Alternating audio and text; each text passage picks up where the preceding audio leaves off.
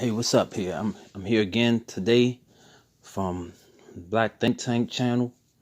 So I was just listening to the whole BGS IBMOR did a video. He had an open, it was a black woman who was an open hoe, as she put it, or as some else would put it, open hoe. So, meaning that she kind of put her body out there to make money. To differentiate that from a slut, a slut might just be just free walling it out there. You know what I'm saying? Whereas a hoe is doing certain things to get that money. And there's different types of hoes. You know what I'm saying? First of all, it's different types of hoes. Not all hoes going to be a prostitute. Not all hoes are going to be a stripper. Some hoes might just be a gold digger, with a nice rich sugar daddy somewhere. That's just part of the game, right? Now, the thing is that what this young lady said that really sparked my interest in making a video was she was talking about certain aspects of how the whole culture in Black America was sparked by Black men. So she said something to that degree. And that really what really rung a bell with that was early in the conversation, they was talking about this whole dynamic that created the whole culture. And we already agreed on culture and environment kind of go hand in hand. So for something to be a whole culture in Black America, where you have all this stuff going on now, where you see the Instagram models and you see all these love and hip hop type shit, marketed towards, our women. The thing is that the environment creates that. So what certain things changed in the environment that created that whole the baby mama culture and the whole culture you got today and the slut culture, you got the slut walks. What created those things? If you go back, you'll see that these things were systematically done when the government started introducing the drugs and all that shit into the Black communities and started locking up brothers. They started introducing the welfare state into Black America. All these things added together are what over time created the whole culture that we have today. The girl said something interesting about the Black men made the whole culture and made Black women, transform into that whole culture.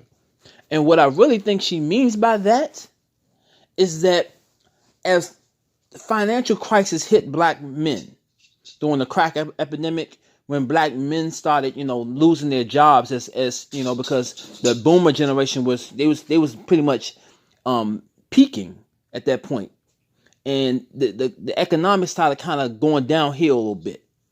And a lot of Black men took the first hit of that early feminist waves because the Black men, the ones that lost the jobs that was given to the white women and the Black women.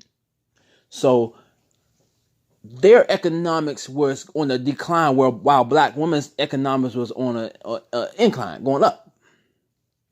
And from that, a lot of Black men were able to be the financial responsibility of the Black women and their children. So a lot of Black women had to turn to hoeing for that money sometimes. And they saw the benefits of that because, hey, you have laws that's being changed when it comes to the marriage and divorce laws, where you can marry a man and get pretty much half of the shit of that man. Even in some states, you got the prenups. Some states some judges don't even, they dismiss that shit altogether too. Unfortunately, and I'm not saying it's right or wrong. I'm saying I'm not saying it's right or wrong or anything like that. But this is something that I see also coming along today when we see propaganda mention that Black men are abusers of Black women and Black children. And one thing that's not mentioned often is that Black men really aren't the abusers that we are painted as. That's, again, propaganda, because when you compare Black men We treat our women like queens. We never oppressed our women systematically. Never. Black American men have never systematically oppressed our women in the same sense that a white man or Asian man or some Middle Eastern man has oppressed their own women systematically. Because the white man, back in those times, white man wouldn't even listen to a damn white woman. What you gotta say? I don't give a damn what you gotta say. You better go back in that kitchen. That's the white man. The white man was way more abusive and troublesome to their own women compared to black men and his own black women. But the whole abusive thing has been always put on us because to a lot of black women, the money or the lack of money, the lack of financing is abuse. It's like a child not getting money for child support. They see that as a felony. They see that as abuse. When you can't financially support a child, they see that abuse as abuse, and they see it the same exact way when it comes to black women and black men relations. If you can't finance them, that's abuse. You lost your job, it's you gonna get the whole hey, you don't care about me. You don't care about me. You might be sitting there with the one in their feelings because you done got fired over some dumb shit that wasn't your fault. And your wife and spouse is telling you, yeah, you don't care about me when you're trying to be strong-willed in the situation at the time. So, these are things that go down. And I feel like that was one thing that was majorly overlooked when it comes to that dynamic, because the whole culture, a lot of that comes from the age of the internet. Of course, a lot of that comes from the age of the internet, but it also predates the internet as well. It predates the easy access to the smartphones and the internet and all that kind of stuff. It predates that. Because, a lot of times the black men, we complain about, black women, the choices that they make in men. But those choices are, again, influenced by the environment that you're in. Whereas white women, they're pretty much been, as in a system of white supremacy, the white woman has been put on the pedestal of being the top alpha in terms of femininity in that sense. And in a sense, the white women are the ones who determine what is considered the alpha males in our society. And to a lot, we all know this, but the white women, they have a sexual alpha preference for the whole Pookie Ray Ray, the thug nigga. So that's by that design there. So here we are in the mix of that, and our black women, they emulate everything the white woman does, because black women have always been easy avenues for other groups to enter the black society. So they like to influence a lot of the decisions that black women make. And on top of that, black women, emulate a lot of stuff they think white women do and act on. And a lot of those feminist talking points, those black men are abusive, those come from those anti-black male misandrous white feminist propagandas that you had going on since the end of slavery. Shit. So, a lot of that comes from that. But the slut culture shit, a lot of that came from the white women's sexual liberation movement. Think about that. A lot of that came from that, but they always test these social experiments out on black people first. And the thing is that a lot of times these things backfire on white people. That's why you see like the MGTOW, the white MGTOWs now, and all of that kind of stuff popping up, the red pill, all that shit popping up, because a lot of the shit that they did, the white men, because remember, the white men had to co-sign all that feminist shit for it to get popping. Roe versus Wade, white men had to co-sign that shit for it to get popping. That was a whole racist court agenda there. So, white men co-sign all these things that, these little systematic little cues here that oppress certain men, and now they're starting to complain about it, because now white women see what black women, because black women always been the image, and their relation with their men has been the image that white women have gravitated towards, because white women created that. And white women wanted to gravitate towards that. They see what how black men are with their women. They want that same type of thing with their own women, their own men as well. So that's why they pushed this stuff, and now they flipped it now on the white men. Now the white men are starting to complain, and and even though again they co-signed it originally, but this all that slut culture, it comes from that early white feminist sexual liberation movement. Think about it. And then you had the welfare state. They pushed that all on us black people. White women, they're the biggest ones of that.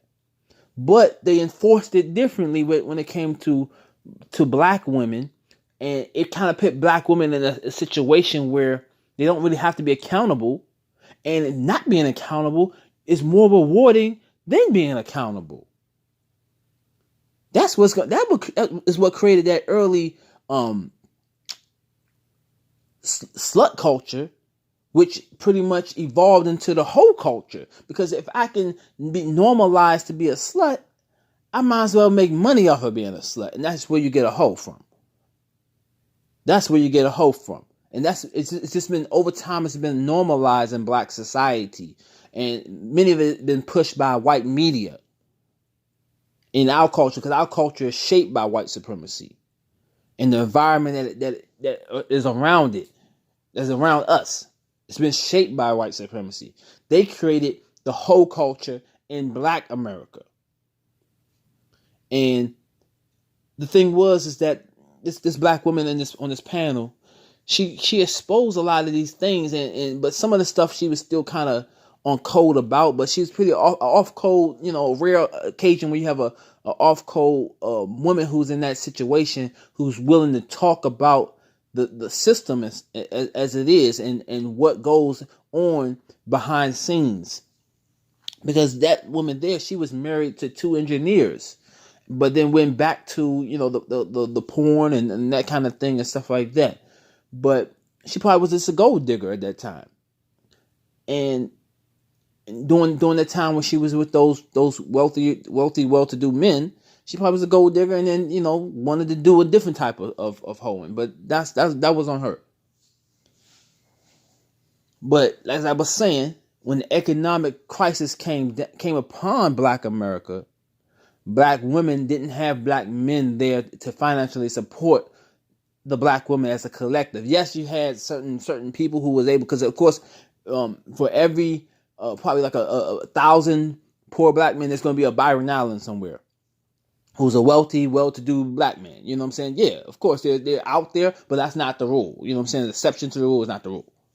So, a lot of black men face economic crisis during that time of the crack epidemic and the welfare state and the mass immigration. We faced a lot of unemployment and, crackdowns on our financial stability. And that affected the black women. And a lot of black women turned to the whole culture, the baby mama culture, which was, again, all these things are rewarded behaviors that at one point or another were shamed. It was a shamed culture. It wasn't a cool thing to be a hoe in black America. It wasn't a cool thing to be a big baby mama in black America. Except for slavery time, of course. But we talk about the post antebellum era of our existence. But so these things wasn't very well accepted. But it didn't take that long for these things to become accepted, based off of these little bit of law changes that were made accessible to black women, and alongside the economic conditions of their men, and the financial empowerment of the black women in all of this. All these things played a role into where we at today, why we have this degenerate culture we have today in a black society. We have a lot of degenerate, and I'm not putting it all on the black women. We have degenerate culture in the black men as well. We have that same degenerate culture in the black men as well, which again, all these things are environmental adaptations of the system, and how do we interact with the system now to survive. Because a lot of black men started, hey, I'm gonna see this chick up here and put this anchor baby so I can give a place to stay. Because I rather stay here than on the street. I mean, I can't blame certain men for that. I can understand why a black man might think like that. When it comes to, hey, you got to put this anchor baby here and put yourself at risk for one thing just to get a place to stay off the street. And vice versa for the black woman as well. Instead of me being on the street, I can get this baby, and I can get some checks from the government to guarantee my safety off the street. These are things that created the whole culture we have today. Now, to understand these things is the first stage, because then once you understand this problem, then we can make moves to actually solving this problem. We can make moves to solving this problem. Once we first address the problem as it is and understand the problem. Because, some of us have like big egos and stuff like that. So it's just we do a lot of back and forth bickering, when what we should be doing is addressing the problem and finding a solution.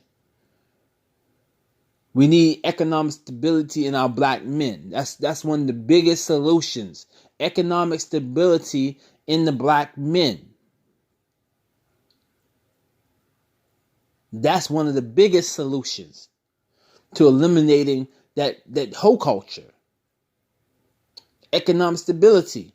Because now when you have a man that can be a provider like that, or even an equal provider, a lot of the women won't have to rely on the hoeing to pay the bills. A lot of them have to resort to that type of thing. But I digress. I've been on here long enough. I digress. So I'll see you later.